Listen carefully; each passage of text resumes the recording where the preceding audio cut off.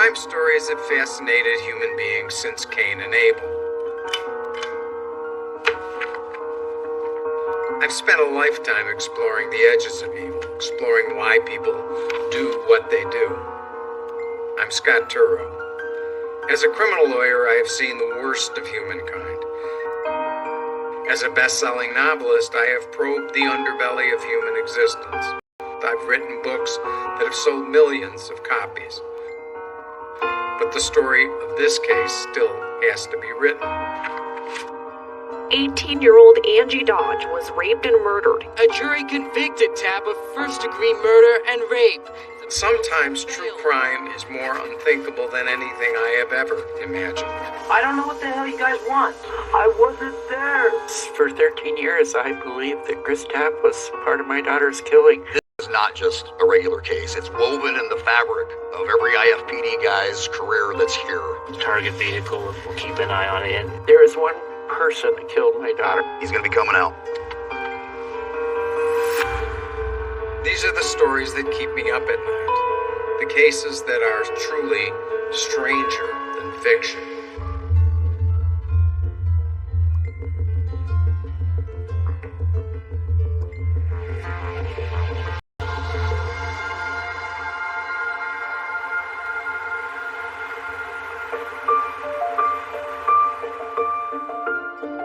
Idaho Falls is a really nice little western town. It's a good place to live, a good place to raise a family. It's a city of about 65,000 and right on the Snake River. We have a beautiful waterfall that's fairly long. It's probably a quarter of a mile long, and it's kind of a big attraction in town. The Idaho Falls Temple is right in the center of town. It's sort of the center of spiritual life for a lot of the Mormon community in the area. A lot of these people around here will give you the shirt off their back. Idaho Falls is a very safe place to live. We don't have a lot of murder.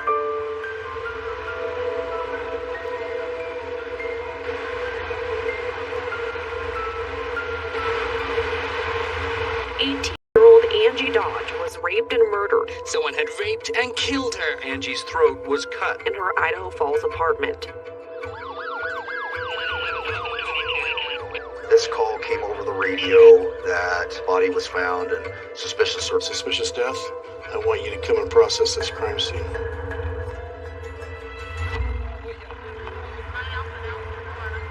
on these footage. It was my first homicide. They'd cautioned me that it was a pretty graphic and violent scene, a lot of blood. And then they pointed me toward the front door. Took photographs of it to show my approach. I get to the top of the stairs and I continue to photograph.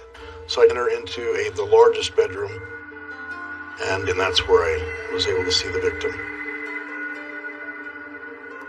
She's laying on the floor on her back next to a mattress.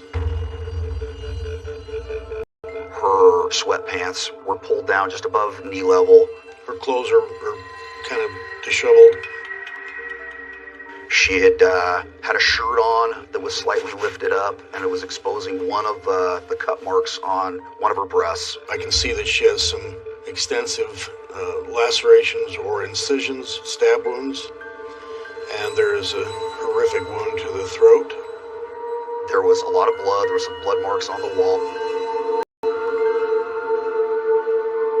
And then off to my right, there was a laundry basket and some stuffed animals. It was probably the worst case I've ever seen. It's the nightmare.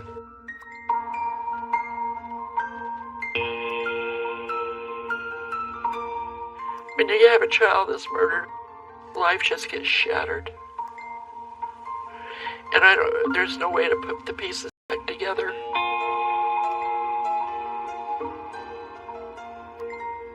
Angie was an 18-year-old girl. She had gotten out of high school just recently. She was looking into going to Idaho State University. Angie, she was a loud, outgoing person.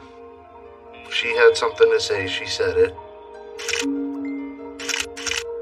Angie's car was called the boat, and she would stick her foot out the window when she was driving. It was quite the sight.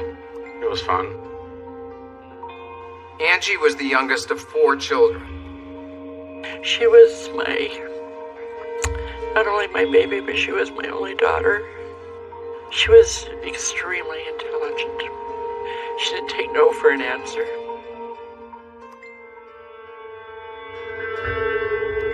Angie had moved into an upstairs apartment in this house 3 weeks before being murdered there.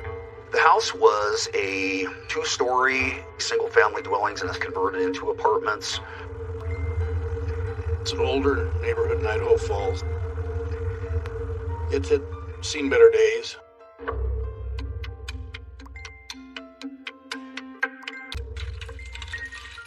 The semen that we could see clearly all over the victim. And skin cells under her fingernails.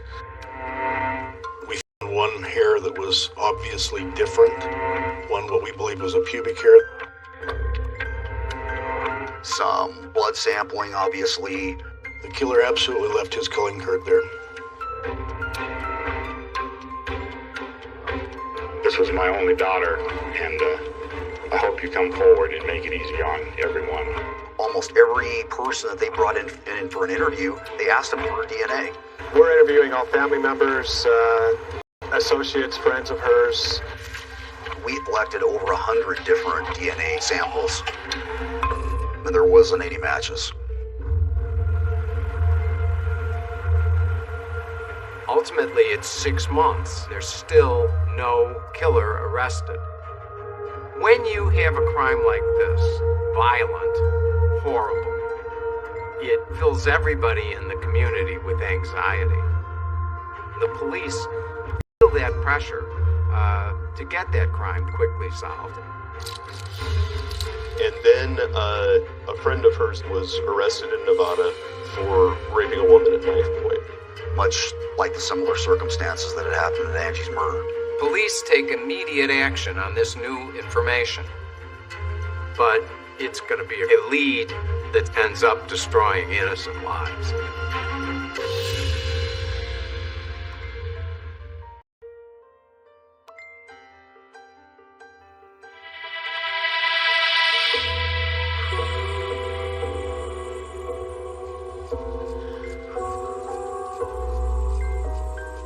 The community was really shaken by this murder. 18-year-old Angie Dodge was raped and murdered. Someone had raped and killed her. Like a lot of small towns in the United States, Idaho Falls is a place where crime, especially violent crime, like the murder of Angie Dodge, is a relative rarity. There was no obvious way of knowing who did it. Was it somebody at a meeting at the store?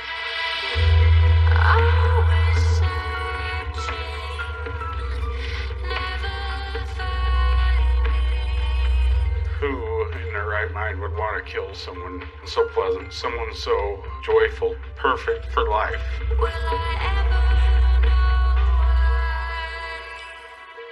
If I hadn't had the opportunity to tell her how much I love her, I don't know that I could have made it. That's what kept me determined to find out why my daughter was killed. She wanted to know who did it. And just Is that crime is going to be quickly solved. They've spent months trying to solve this case and they're getting nowhere.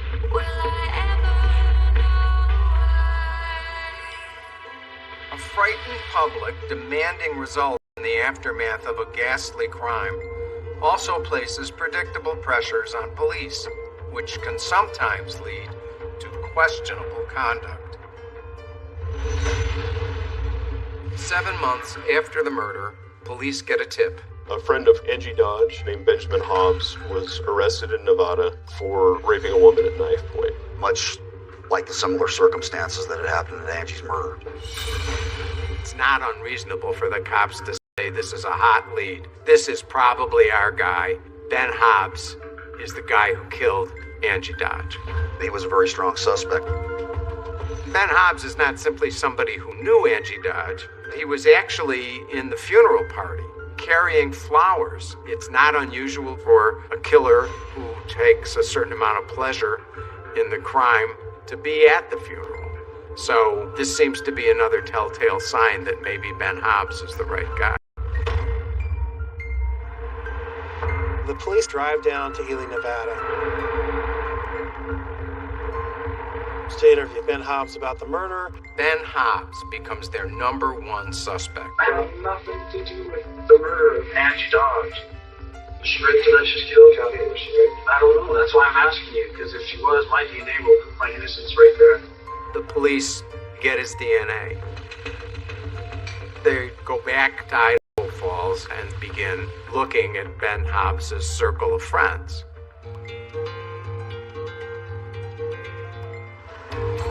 There was a very large group of friends. They sometimes called themselves the River Rats because they hung out at the Snake River.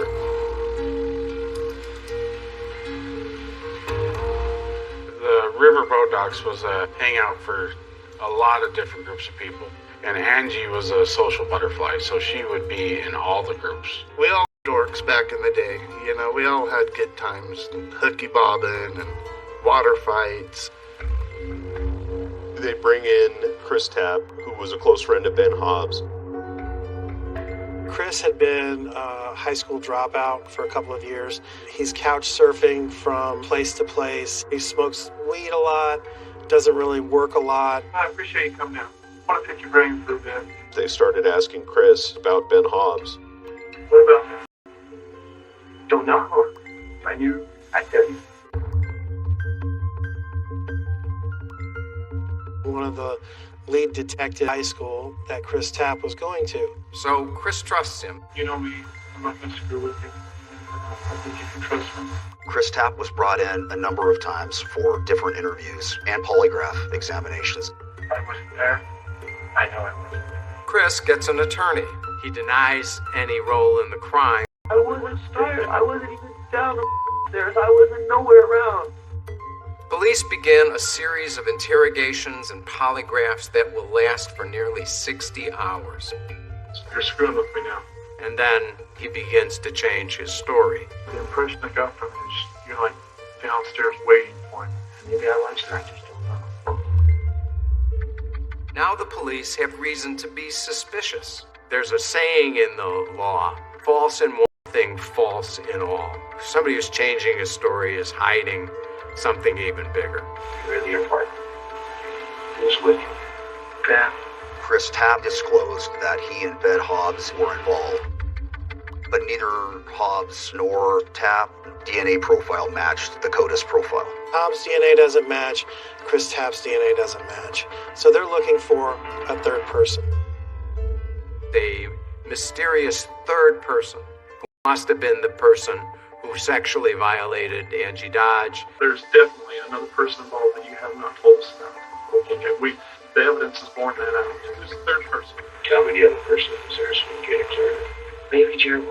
Was Sergeant Sarah not? To my recollection, yes. Chris ultimately names his friend, Jeremy Sargis, as the third man. When Chris named me as a suspect, I was furious, livid, irate. Your time, you're barking up the wrong tree. You're making it all. Absolutely not. Of yourself. You really are. Excuse me? I'm making a fool out of myself? Yeah, because I didn't do.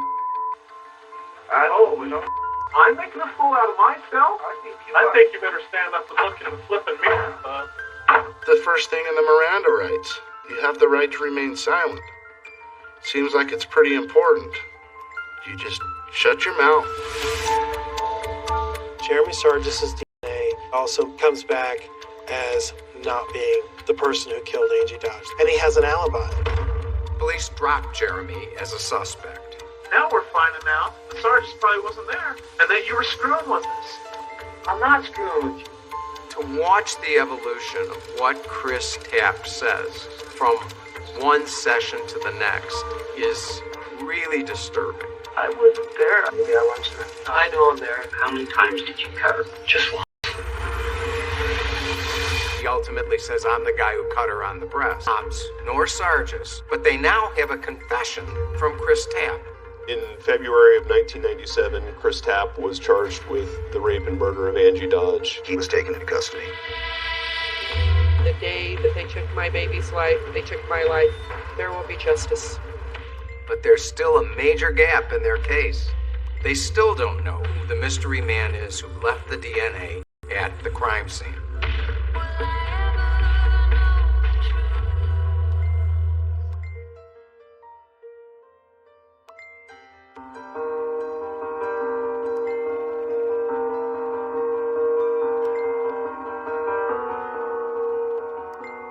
have a loved one murdered is a unique loss. Another human being made an intentional decision to kill this person you adored.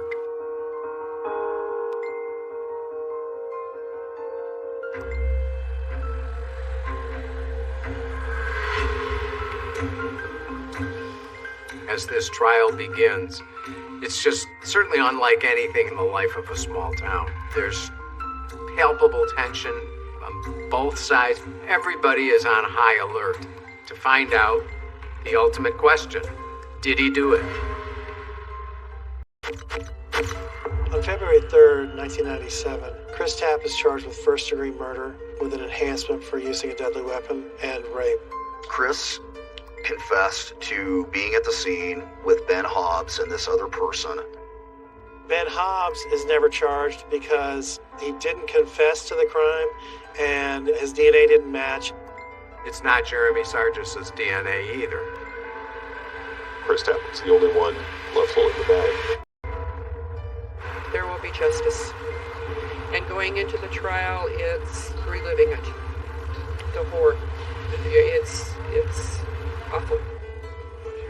Carol was there. She went to the trial every day. She was a very visible presence. Carol Dodge wanted him to pay. She wanted the death penalty. She wanted Chris Tapp to suffer the way her daughter had. The jury saw him confessing to doing it, to participating in the crime. How many times did you cut her? Just once. She said, "Help." Chris's defense lawyers saw that there were problems with his confession, but the prosecution was successful in countering his claims. And the argument is simple. Innocent people don't confess to crimes they didn't commit. Closed case. So even though someone else left an accomplice, The jury for defense guilty. When the jury verdict came down, it was just sadness. Pure sadness. I couldn't believe I was going away. I couldn't believe I was going to prison. I completely believe that what the police did was improper. I think that the questioning was entirely suggestive, and I think that Christopher just was led down a path. We could have done it without you. When Chris was found guilty, all of us friends wanted the death penalty for him. We felt that he should be taken care of like he did to our friend. Stand up. Interesting. I thought to go straight out of the bed. Everyone thinks I am. Judge, I asked you to spare my life. Thank you. And I just...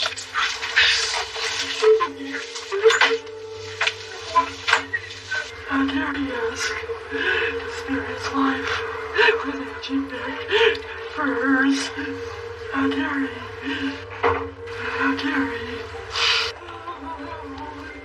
The judge ultimately opted against the death penalty. He gave him 30 years to life. There are a number of issues that were raised during the trial, and I believe that there will be an appeal.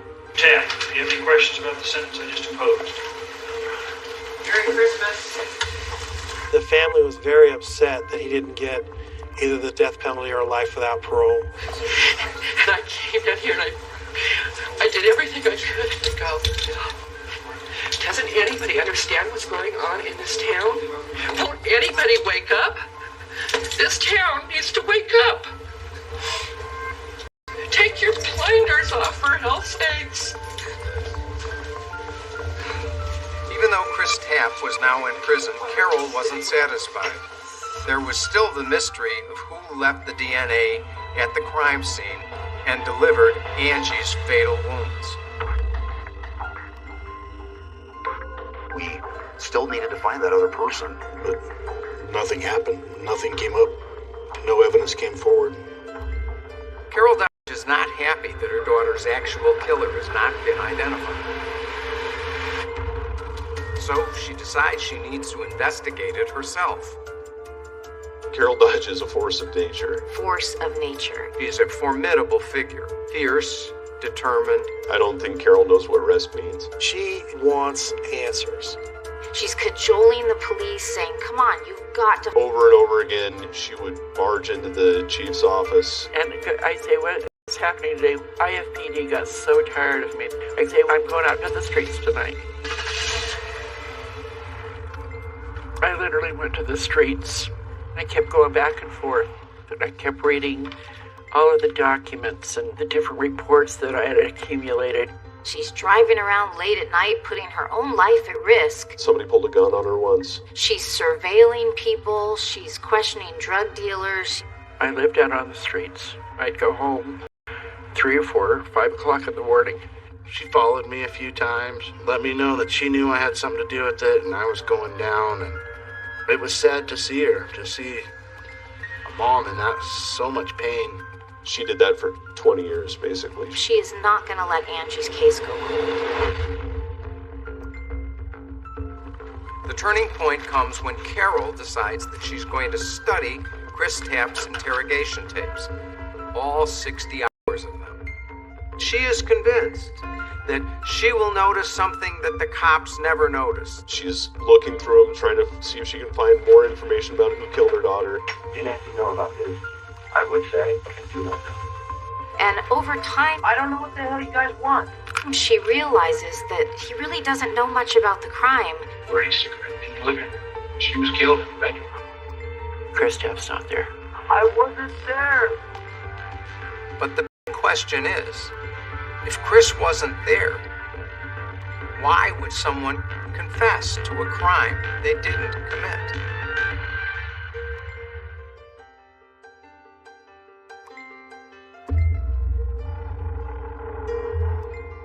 One of the fixed stars of the universe of criminal justice is the idea that nobody voluntarily confesses to a crime she or he didn't commit. I look at Angie's case, and in 23 years I've been trying to put this puzzle together, and the center's missing. Like any good plot twist, Carol Dodge does something few would expect. If I did anything know about this, I would say, but I do not know. In 2008, she tracked down Chris Tapp's new defense lawyer, John Thomas. One day after court, Carol Dodge stops me, and I thought, oh no, this is not going to be good. I'm representing Chris Tapp. Her daughter was brutally murdered. Carol told me that I needed to watch the videotapes of Chris's interrogations, and that she thought that Chris Tapp was innocent. It was hours and hours of polygraph sessions. Unless you want to just tell me everything right now. I've been trying to. I wish I could. Me, in my bright mind, if I help him, I can help him solve this, and I can become a hero, or I'm a good guy, or whatever it is. Okay, we're just going to jump right back into it here. Law enforcement claims that Chris volunteered statements that indicated that he knew about the rape and murder. But when John Thomas viewed the tapes, he believed that the police wittingly or unwittingly reveal details of the crime. It wasn't just stab once or slice once. There was a lot of the thread. They ask him questions about, okay, well, where did she live? Did she like me on the corner, or was it? And they say, no, Chris. It was in the middle of the block. They ask him, which room was she killed in? Where did he cigarette in the bedroom, or in the living room, or in the kitchen, or in the hall? In the living room. It was in the living room, yeah. And they go, no, Chris, it's over here. She was killed in the bedroom. However, at Chris's trial, the detectives testified that they had evidence that proved Chris was lying to them, and that Chris always knew where Angie lived and where she was killed.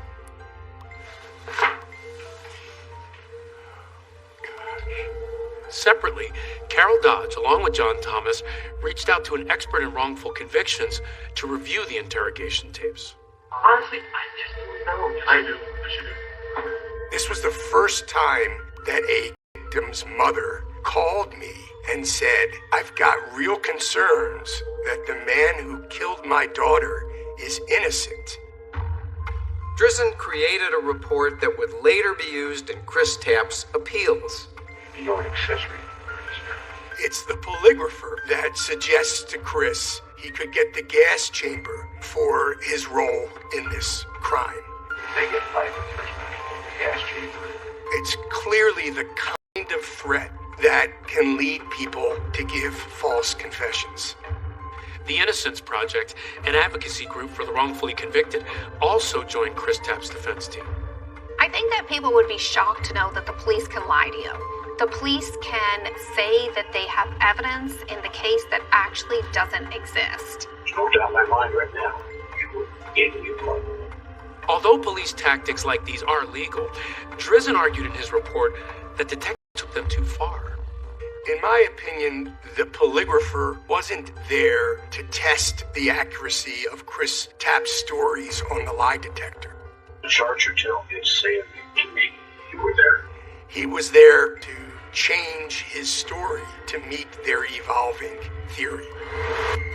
That Ben Hobbs killed Angie Dodge, and that Chris Tapp somehow participated in the crime. When I first took office in January 2015, the Bonneville County Prosecutor's Office began the search for and the hiring of an independent investigator to look into Chris Tapp's conviction.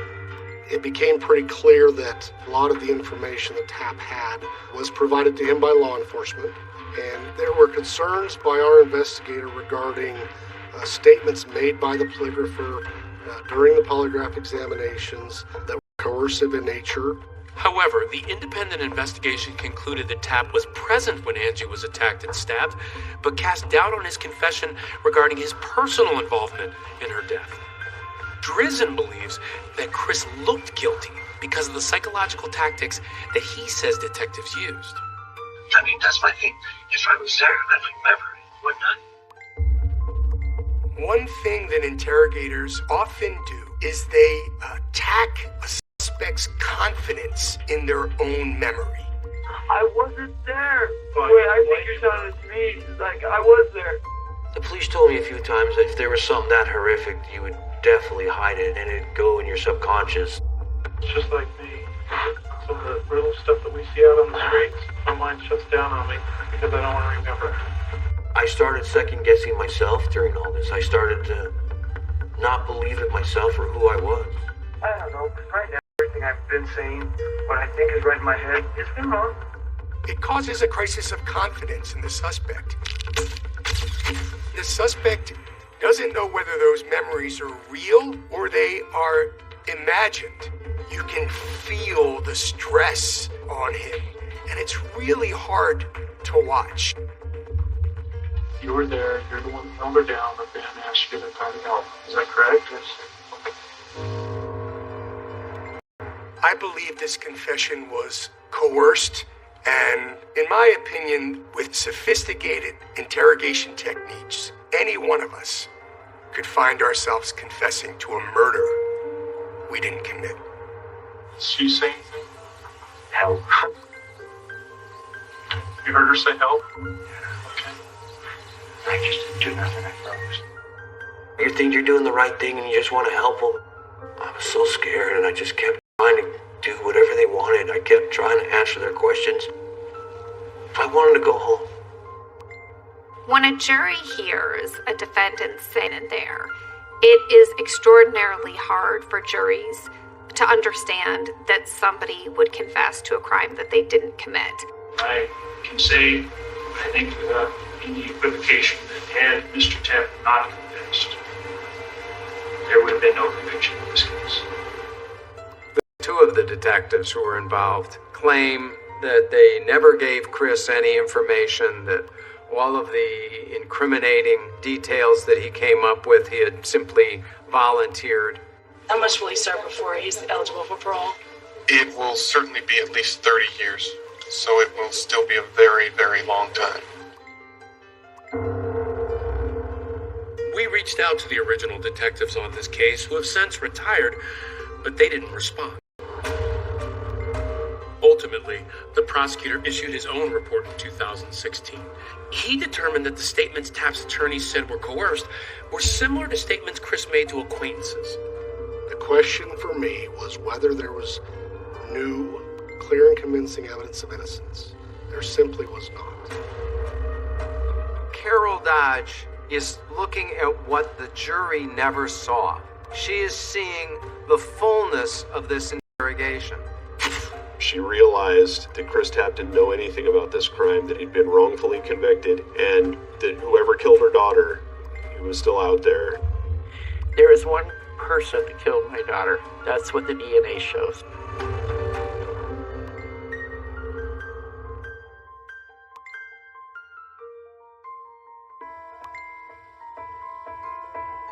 There is the old saying that the truth is stranger than fiction. It is a moral triumph that Carol Dodge, the murder victim's mother, in her agony and in her grief, is still able to see the truth.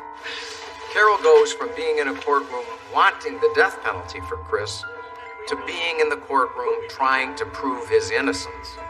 There's not one speck of evidence on Angie that belongs to Chris Tapp. It belongs to one individual, and that individual has never been found. She, I would say very heroically, has become the leading voice for Chris Tapp's release. It's one of those things that I can say, boy, I wish I wrote that.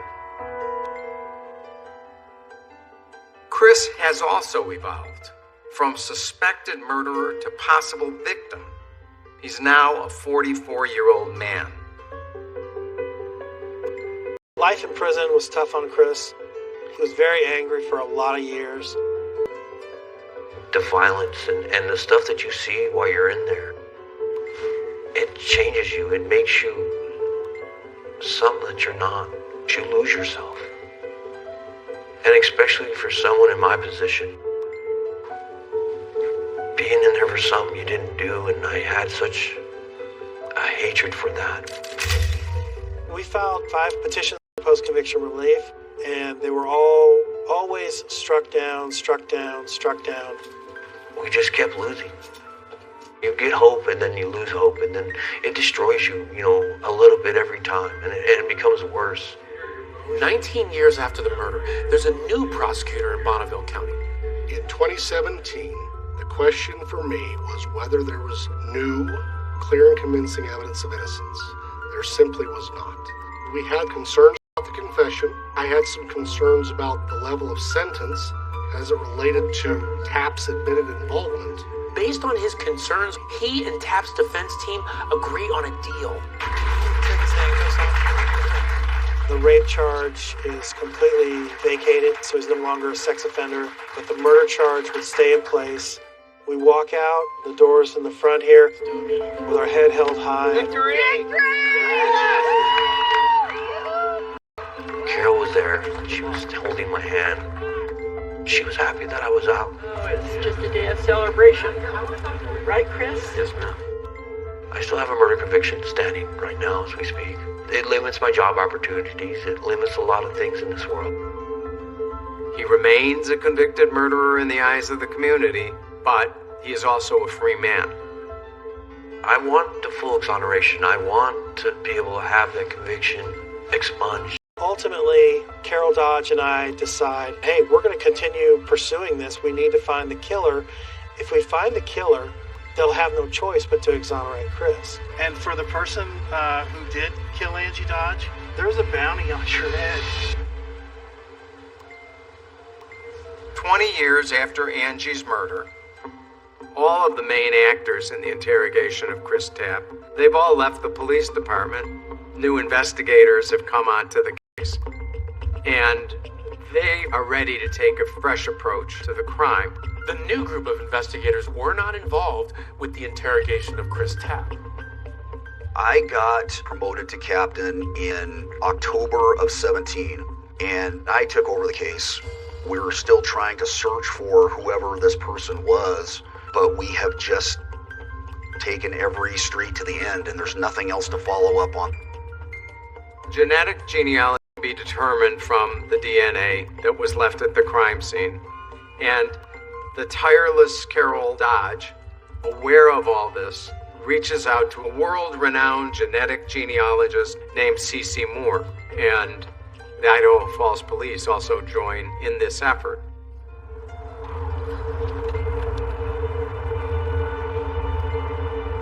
We've been exchanging emails, but this will be the first time that we'll ever meet in person. And I look forward to learning more about Angie and what happened. This horribly sad case.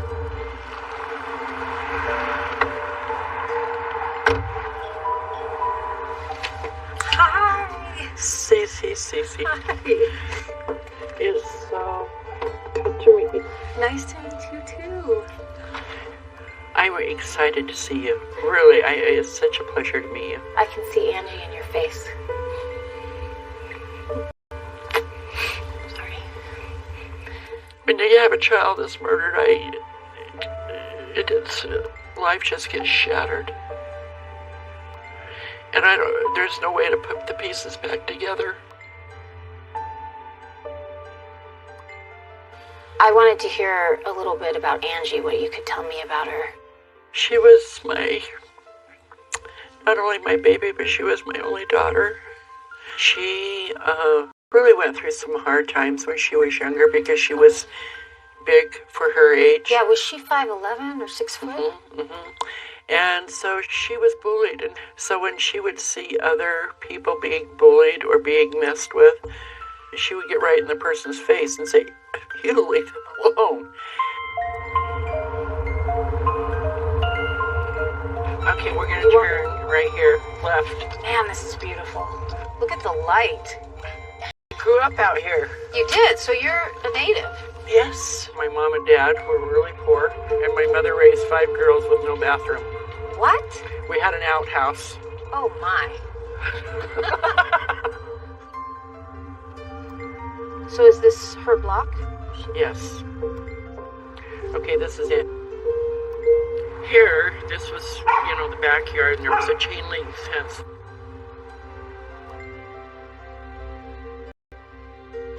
Angie was at my house that night until 20 minutes after 10. She moved out 3 weeks before. Only 3 weeks before? 3 weeks before, and one of the reasons why she moved out is because she disobeyed a house rule. I was so grateful that she had come over because I hadn't seen her for 3 weeks. Oh, that was the first time? That was the first time. She moved out? Yes. Oh. So glad you're not mad at me anymore. And she just looked up and she said, "Not even a blue moon." So the next day, that's when they told me that Angie had been found dead.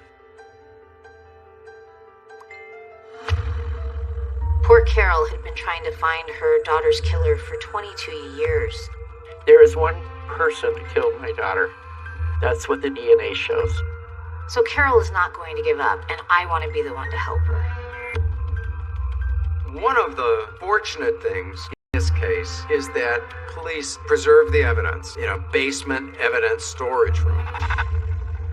And what was waiting in that basement was the ultimate clue in identifying Angie Dodge's killer. As the science progresses, a DNA sample that was uninterpretable becomes suddenly clear as day. This is the guy we've been looking for 23 years. Let's go catch murderer. There's a bank. There he is. Yep. Here we go.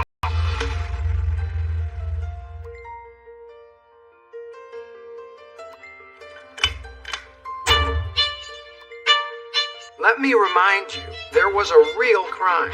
It was probably the worst case I've ever seen. It's the nightmare. I'm Scott Turow. As a best-selling novelist, I've written stories about greed, rage, and resilience. But sometimes real life is stranger than fiction. I don't know what the hell you want. I wasn't there. Crimes of horrific nature are like a terrible explosion.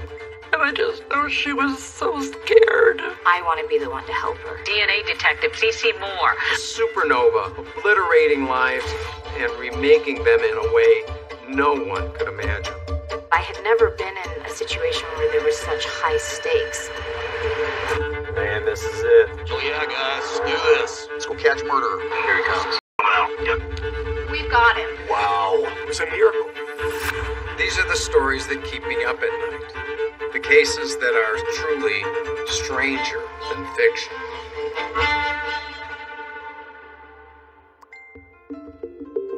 All right, we're going to talk about the murder of Angie Dodge. She was only 18. She had just graduated from high school.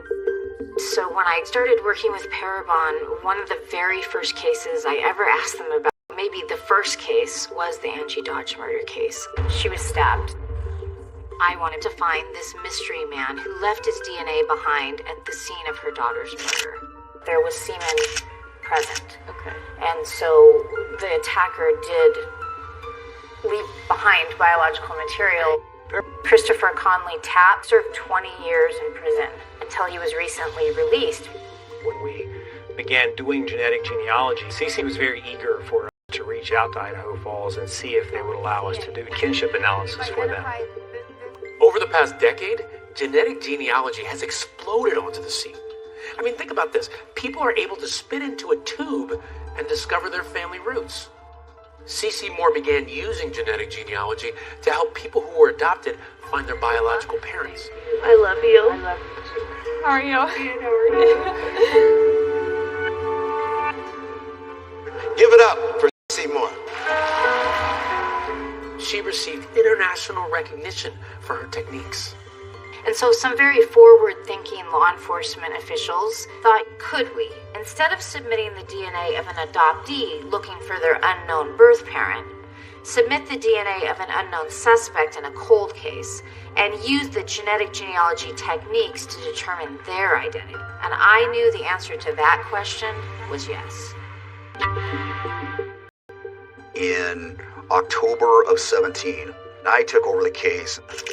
So when Parabon reached out to us, if there's something else that's going to give us leads, it's just a no-brainer for us. Tom, have you been in touch with the department about getting evidence? Yeah, so there is evidence, degradation. And we did the initial assessment, and unfortunately, we didn't get very good matches. And Cece and we were disappointed, to say the least. The 61%. Yeah, that's... Okay. Working with degraded DNA is like trying to put a puzzle together. Say you have 100 pieces in your puzzle. This was missing 39 of those pieces. Right at the margin for what we would accept. But Cece is very tenacious. Yeah, I'd really love to be able to help on this case. Carol, Angie's mom, writes to me almost every day. Poor Carol had been trying to find her daughter's killer for 22 years at this point. Unfortunately, in this case, we don't have any strong matches. All of the matches are more distant. We have a number system that we use. A 1 means we've got like an immediate family hit. Mm-hmm. And a 5 means we can't work it. That's like a D- in a grading system. Genetic genealogy had never been done on crime scene DNA of this degraded quality. And then I heard from you, and, I just had to make this work. Yeah, I had all those nights. I had to figure out a way.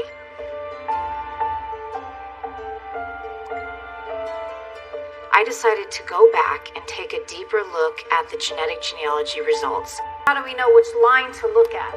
And I pushed it up to maybe a 4+. And so even with the degraded DNA, there is hope. That's exciting. But it's only because of you, because if you hadn't been persistent, I probably wouldn't have spent the time, digging back into this.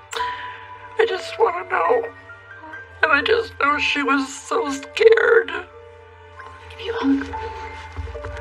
Sorry. I'm sorry I keep making you cry. That's not what I mean to do. I'm going to do everything I can. Help give you some answers. Just hope that I live long enough to see the day. So we get busy. Yeah.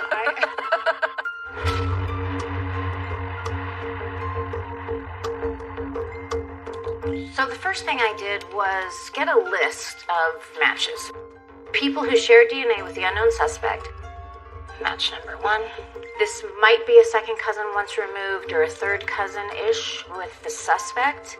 So if I can find their common ancestor, I can work forward in time to find the descendants who were the right age when Angie was murdered. And one of them would have to be her killer. Another match shares DNA.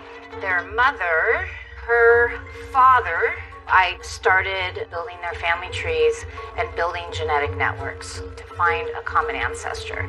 This is my genetic network number 1.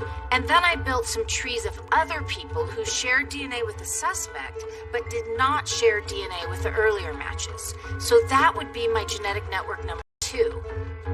I'm now trying to find a connection between these two networks. Grandpa, great-grandma. That link will narrow my search for a descendant who might be Angie's killer. From genetic network number 1, we have a daughter named Cleo. From genetic network number 2, we have a grandson named Clarence. Guess what happens?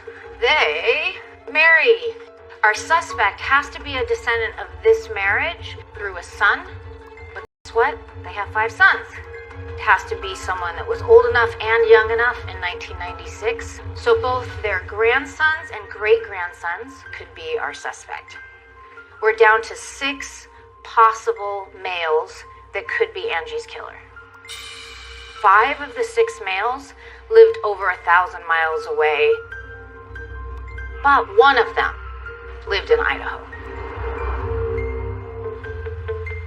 So in the middle of winter, I decided to take a trip to Idaho Falls. Hi. Nice to meet you, Bill. Hi. Say. Vicky's detective now. Are you detective, sir? Good to meet you. CC Moore. Thanks for you. Wow, pretty good. Yeah. Pretty good. 6 is pretty good. What, can I ask you something? Please do. How would you get that familial information for the descendants? That's a great question. Information? I was able to find obituaries for this family. I use newspaper archives quite a bit, marriage announcements and engagement announcements, some really valuable information. That's great. Also, you are a detective. Yeah, See, you are a detective.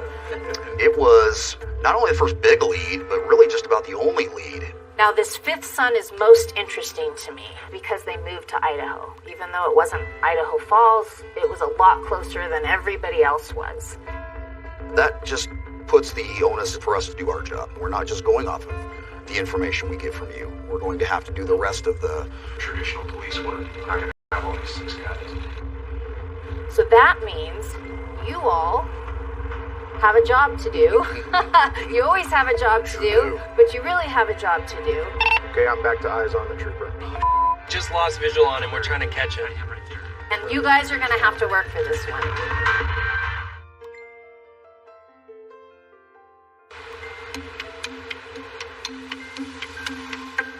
I think everybody knows why we're here. We got some really cool information from Parabon through a forensic genealogist. We're going to try to covertly get a DNA sample from one of 6 people that CC has identified as a possible contributor of the semen and hair found at the Angie Dodge homicide. He lives in the area, he has the right surname, right, I guess, autosomal DNA. Very good. Very good. We'll be able to pronounce that. Everybody's just like, wow. So, no, it's all right. So, one thing that's beneficial for us is he's got 2 sons who will share a lot of his same DNA, and according to CC, even if we can get a sample from them, that'll help us to narrow down who our likely suspect is. I mean, this is the first step in what's going to eventually help us catch this guy. I know, it's the kind of thing that's been giving me goosebumps for months, and I'm excited about it, so I hope you guys all are too. Get some gloves, get some swabs, get some evidence bags. We want to be secretive when we do it, but we also want to preserve that DNA evidence as best as we can.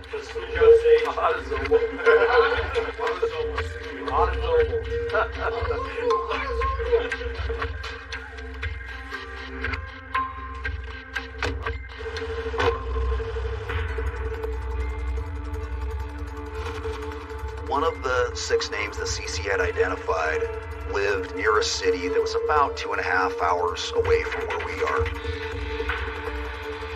He worked in a factory, was a family man, living out in a home in a rural area.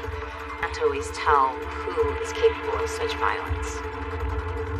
The suspect knows what they did 22 years ago, when I can only imagine that they're on heightened alert every day, all day. So we put a plan together between 6 and 8 of our own detectives. There could be DNA here. And we've made contact with their local investigators as well in that area. This is the target vehicle. Keep an eye on it. Wait. So we're just gonna hopefully find some piece of DNA that he discards, whether blowing his nose, drinking a soda, whatever it may be. And then we'll collect that without him noticing and submit that for further testing. Any information that I'm providing to the detectives is simply a tip. They are not going to just run out and arrest someone. Have good eyes on the car. They have to build that traditional case and collect that DNA sample to compare to their crime scene DNA. That's him. He didn't spit or throw anything out on the way out to the vehicle. I'll follow him out.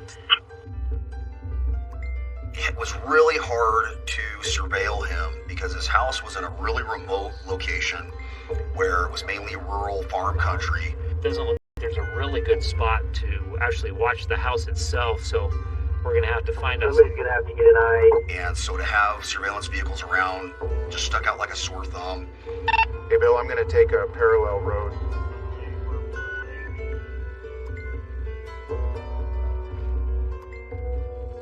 The first day was a long day, a 12 or a 14-hour day.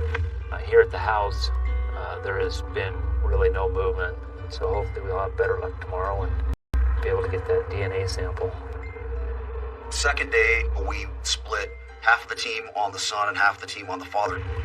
If we can get the father's sample, that would be fantastic, but if it's too difficult, perhaps we can get the son. Alright, you start to move. We followed the father from his place of work. You lighting up a cigarette or doing anything we should watch for? Now that I can see right now. Now, we realized through the course of our surveillance, The car we're looking for right here, that his vehicle registration was expired. Westbound, Waverly Road. And officers use handheld devices now to check for blood alcohol level concentrations. Head right towards him. Okay, the trooper's right behind him now. So if we could get a breath sample voluntarily, not coerced in any way, we could probably get an adequate sampling from this breath tube. Okay, I'm back to eyes on the trooper. Just stay with him as best you can. Does one of you want to drive in, look for the sons? Copy this, we got. Local bank there. Secondary subjects pulled into this bank. So the farmer blows right there, I think. He came out of the bank and spit a couple wads of chew here. Hopefully we'll get some DNA. Looks like we'll get some good stuff. We continue to surveil the father. Hey, Bill, so our trooper's up at the window. And then he has his alpha sensor with him to try to get a breath sample. Oh, yeah. Well, gentlemen, the magic just happened. He just blew the alpha sensor too. Sweet. Looks like you're gonna owe somebody some dinner tonight, Bill. I love my wife, but you are now a close second, sir. Thank him. He did all the dirty Oh work. my There's gosh. sample one. Beautiful. There's sample two. Well, Bill, you're the proud new owner of 2 spit tubes. Awesome, dude. Spencer's so awesome. I tell you what, Spencer's MVP today. Get out of here. Get out of here. You know how I'm going to pay you back? Ooh. Dinner. Ooh. Dinner's on me. Ooh. DQ or Taco Bell. It's your call. Somebody look at a place to eat. Hear me.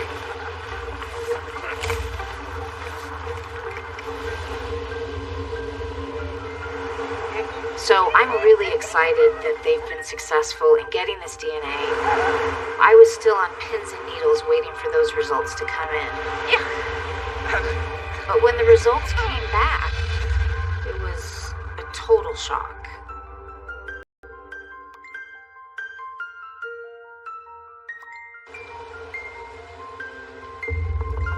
This case becomes the enigma that has hovered over Idaho Falls now for more than 20 years. The case retains, as a cold case, remarkable urgency to move forward and find the real killer.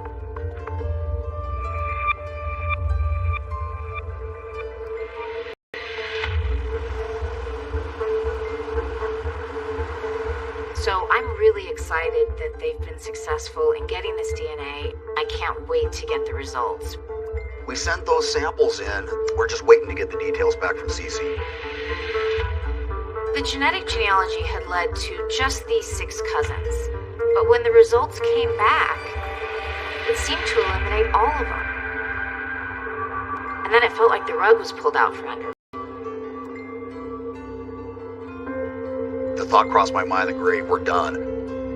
I really thought that we might be at a dead end right there. And so it was really depressing.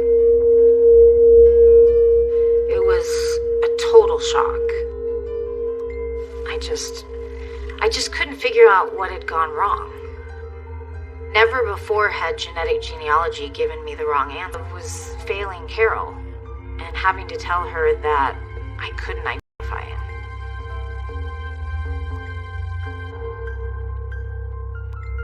The state of Idaho is asking this court to impose the death penalty. When I haven't found that answer yet, when the pieces haven't come together, the case doesn't ever leave me. It's always in the back of my mind. He's so young. And Dr. Monster, I know that everyone thinks I am. Judge, I asked you to spare my life. Thank God he didn't get the death penalty. Little did we know. When I met with Carol, she really impressed upon me how important it was to her that Christopher Tapp's name be cleared. 20 years of your life have been taken from you. He'd been released, fortunately, but he still had a murder conviction hanging over his head.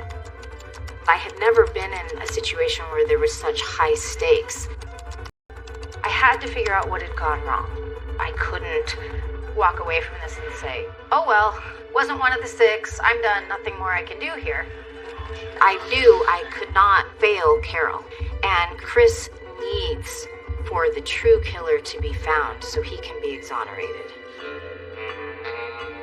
So the bad news is we don't have a match, but it had to be a descendant of Clarence and Cleo Ussery. That can't be a coincidence, and so I went back up that tree and back down that tree. When I had done the initial research, one of the grandsons had an early marriage. He was really young, his wife even younger. She was 16. 16! I mean, that's odd. And I was really surprised not to find any children from that marriage, because most people don't get married that young for no reason. So I decided to look at her parents. And my hope was that an obituary would name the daughter and any children from that marriage. But I couldn't find it. So a couple days passed. I was on an airplane and I got an email from my team member that says, I got it. Here's the obituary. And not only does it name the daughter, but it names her son. He was carrying his stepfather's surname. And in 1996, guess where he was living? Idaho Falls. Not just Idaho, but Idaho Falls. Hey everyone, how are you guys doing? You look very serious. We're scared. We're She begins to lay out all of the work that she had done on the report. And that makes him much less likely to be the subject. They only share organs. Definitely not what we expect. Major problem for us. Because we're kind of sitting there listening to this, going, is she gonna give us the bad news? When is it coming? Then we might never find them. And she just kept us on the edge of our seat. It was excruciating. And you're really adding a lot of drama for us on this. I'm feeling it. We've got him. Are you serious? I'm serious. Wow. Wow. We've got him. I'm positive.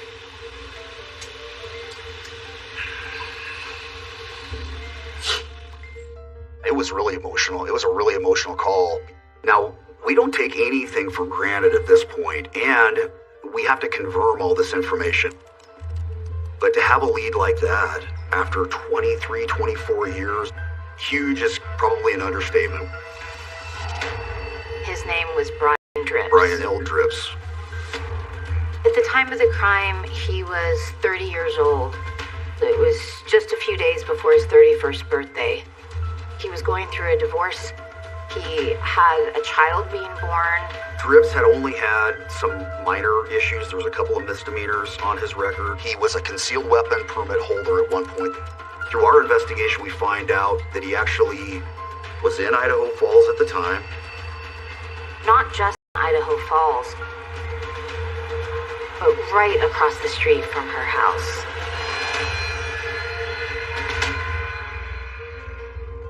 It is 06:20 in the morning, and we are in Caldwell, Idaho. We're going to go set up on our person of interest's house here. We don't know anything about where he works or what his daily activities are, so wherever he goes, we can tail him and try to figure out what he does. We're about to pass by his house. He's at the end of this street on our left. I just did the drive-by. His truck is still there. Mom's Durango is still there. It doesn't look like any lights are on. Vehicles are definitely there. That's good news. Alright, so this is where his house is. So the main access road that he's probably going to use when he leaves is this one. So we've got a guy down here watching this intersection. We're up here watching this, and then we've got a guy down here north.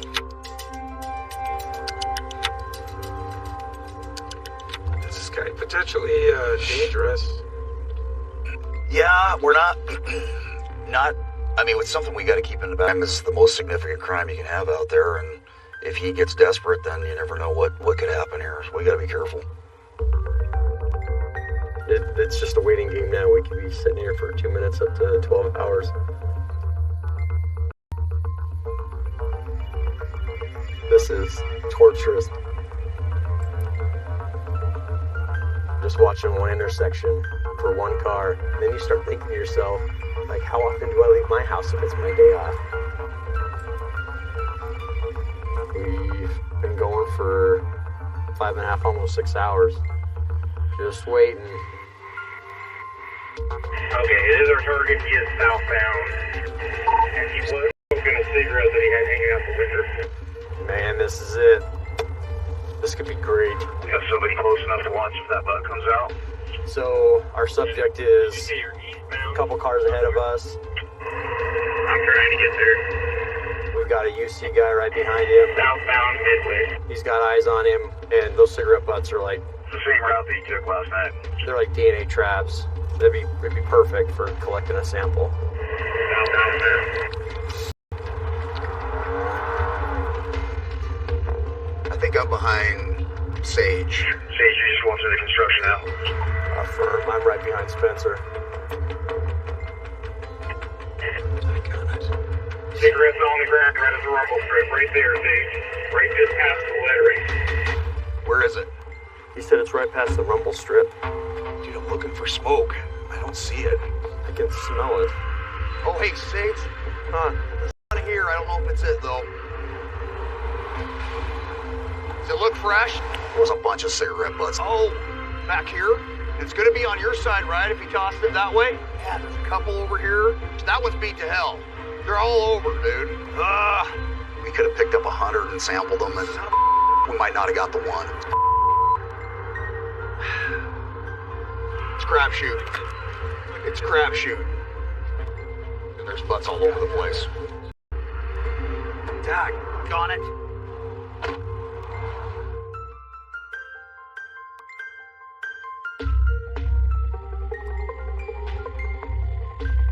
This is day 2 of our surveillance, trying to get our DNA sample. He seems to be a creature of habit. A couple of times a day, like clockwork, he goes and gets him pop. DNA's truck right now. Somebody on our team thought that he would come out right about noon. Sure enough. Pick that right down to the minute. We're going to follow him down here. We've got some guys pre-positioned. We just got the information that our guy's moving. In fact, he's going by us right now. That you behind him, Joe? Cigarette in hand. Cigarette is in hand. Still smoking. Oh my gosh, don't get out. Bingo, looks like you got it. Okay, Spencer's got her covered. Just flipped it out. Spencer's got it. That could have just been our huckleberry right there, guys. Better get out of that van. Right here, dude. Yes. Good job. Yeah! That's awesome. It's right there. Hey, we're not done yet. So let's stay focused. Okay, We're not done yet. Hello, is this CC? Yes, it is. We were able to get a cigarette butt. It was still smoking when we picked it up. Good work.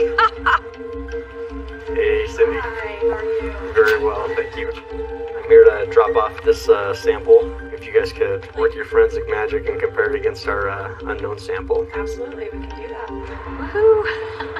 If it's not a match, I give up. The next day, I'm out on my lawnmower on Saturday trying to get my yard mowed. Lieutenant Tisdale calls me, and I know he would only be calling me about this at this time.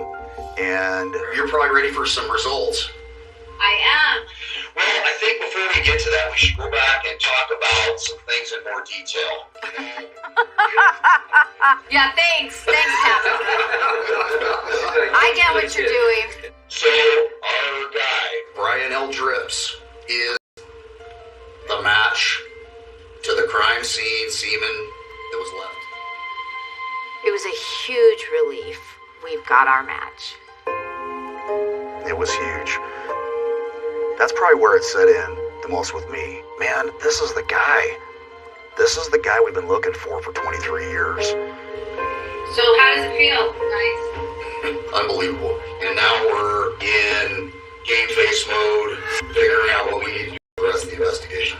Yeah, my work's done, and your work is just starting. This is not just a regular case. It's not even a regular homicide. It's woven in the fabric of every IFPD guy's career that's here. So yeah, guys, let's do this. Here we go. We're gonna do this. Let's go catch murderer. Our plan was that if he was as regular as what we had seen in the past, this is the street he will be coming out on. We set up in very similar surveillance spots that we were. Jeez. And sure enough, right about noon, gets in his red truck. There he is. All right, I've got him. He's coming up to the stop sign at Midway. Stand by. We couldn't have timed that any better, could we, guys? Looks like he's in the city south lane, south of the red. He takes kind of a roundabout course. Yeah, it's kind of conspicuous, guys. Watch out through some country roads and into the city. He's pulling up to the east side of the bank, it looks like. I'm thinking we should... That's your plan, guys. Agreed, we copy, we're gonna execute. He's coming out. There's a bank. There he is. Land in a parking lot. Yeah, just pulled into a parking spot. Idaho Central Bank. Somebody got a knife. The suspect stopped here, did a little banking. Our milled out, and he is walking into the bank. We're gonna stay outside, and our guys are gonna contact him when he comes out of the bank. We got our two guys on foot going in now.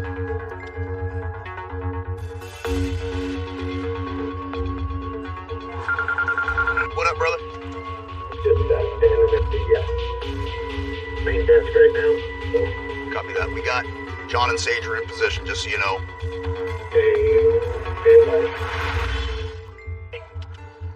Okay, he's when they call it, him out now. Okay. All right, heads up. He's heading for the exit. Yep. 10-4. Here he comes. Yep. He's gonna be coming out. There he is. Camo fatigues, black shirt, Well, big long beard. Here we go. They're walking up, making contact now. Stand by. It's our guy. Sage, the lead detective on this case. The sergeant next to him. Got the lieutenant on the other side of the truck. Trying to see if he'll be willing to come down voluntarily and answer some questions at Caldwell PD.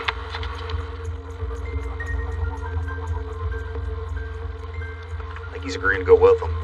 He's trying to get back in his car. Or maybe he's just wanting to leave and go away. I can't really tell which one it is. Well, he's always getting in his truck with him. John's gonna sit in his truck with him. Damn, I don't like that without the wire. I don't like that without the wire.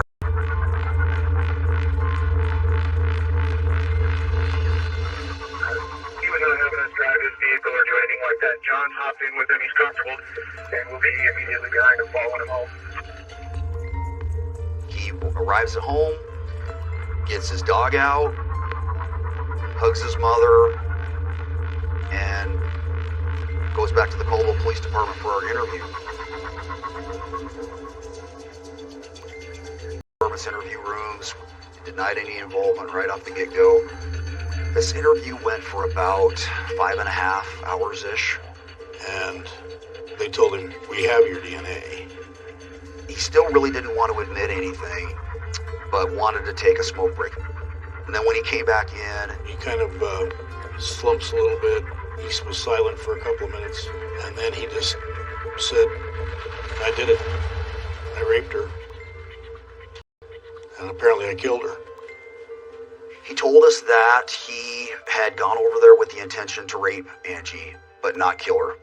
We asked him if anyone else was involved, and he said no. This was the way to make this nightmare finally come to an end. It was a huge victory for me.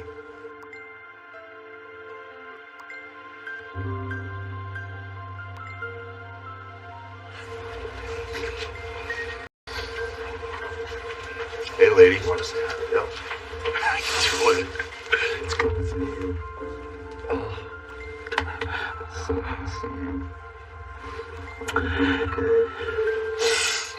We made it. We sure as hell did. Yep. We sure as hell did. Yep. Cece. We got it. Hi, Carol. We got it. Thank you. Oh, It couldn't have been done without you. Well, it couldn't have been done without you. I did it for you. I know. You're almost superhuman to us. I would have given up without At Carol. 2 o'clock in the morning, what are you up doing, Cece? We made it. Thank you. To see Carol finally get the answers that she'd been seeking for so long was really gratifying, as much as it was incredibly difficult to watch. We've charged a 53-year-old man named Brian L. Drifts with the murder and rape of your daughter. Okay. Just 23 years ago, we were in the same building, hearing the sad news that she was gone. And thank you, Brenda. And all my grandchildren that I've failed to be a part of because of my craziness.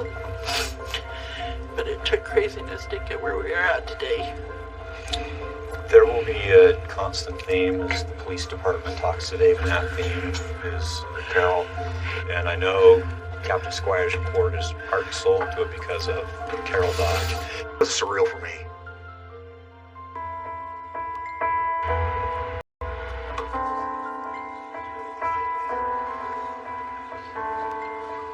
Today we're here to announce that we have arrested Brian Leigh Dripps. His DNA matches the DNA sample left at the scene. Carol, for 23 years, every second of every day, she's been looking out for her daughter. Angie's given us something here. What we've learned from working with DNA in this case will be applied to many, many other law enforcement cases going forward. I can't even express how hard this journey has been. And the hundreds of people that's been affected by one person's choice to take my daughter's life. At the time that the Idaho Falls police announced Brian Dripps' arrest, Chris Tapp was still convicted of this murder. Good work. Thank you. I recognize it was another generation of officers, but at this point, does Christopher Tapp get an apology and or reparation or something? Chris Tapp's part of this case deserves its day in the sunlight, and we will do that. That day is not today, but that will come.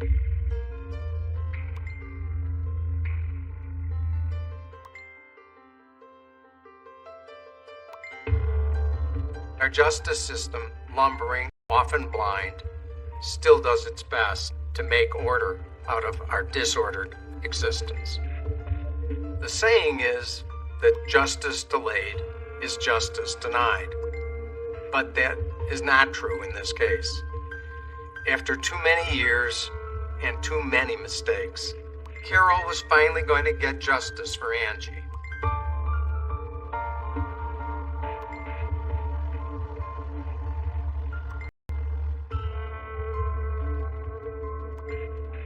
Count 1, as set out in the information, is a charge of murder in the first degree. How do you plead? Guilty. Tell me what you did, which makes you guilty of this charge. Went over there with the intent to just rape her. I was pretty high on cocaine and alcohol. I had a pocket knife with me. I didn't mean to murder her, but I guess it happened. Had police not focused in on Ben Hobbs and Chris Tapp, they may have been able to identify Drips as the assailant long ago.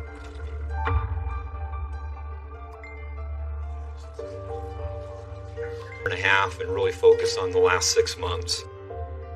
I could see Chris Tapp right over my left shoulder, and I kept peeking back at him to see his reaction to the news. Drips is 53 years old and has been residing most recently. The press conference was overwhelming, but it was more of the vindication of it all. Because I kept telling them I didn't do it for years upon years. And it was good to be there for Carol. Her family can go to bed easier now, because they actually have the true killer. There was no hatred, there was no animosity. They were happy to see me. Sorry you had to get 40 years of your life, husband. You gave Angie.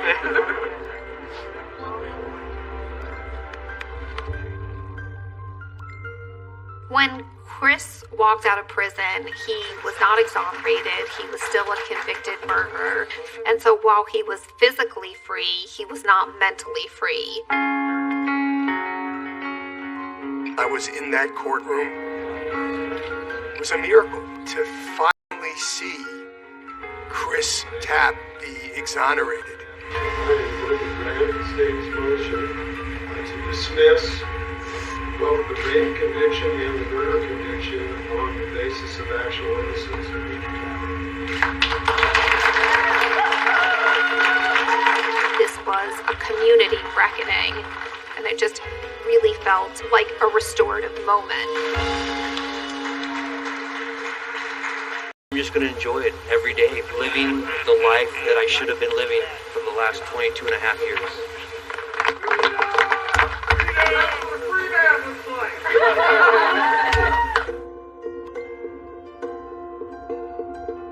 The silver lining for me in this case is Carol Dodge. This case begins and ends with Carol.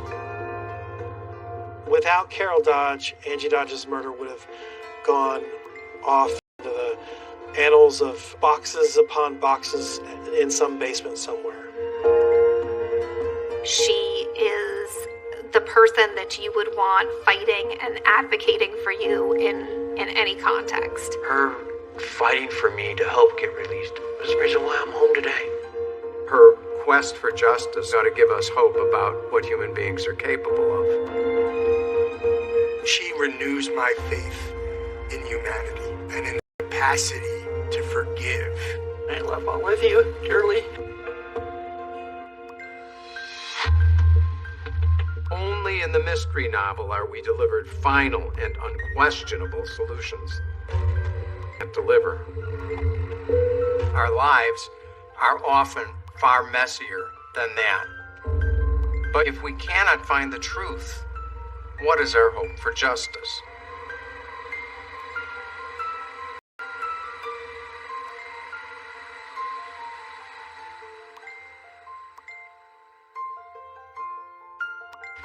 We should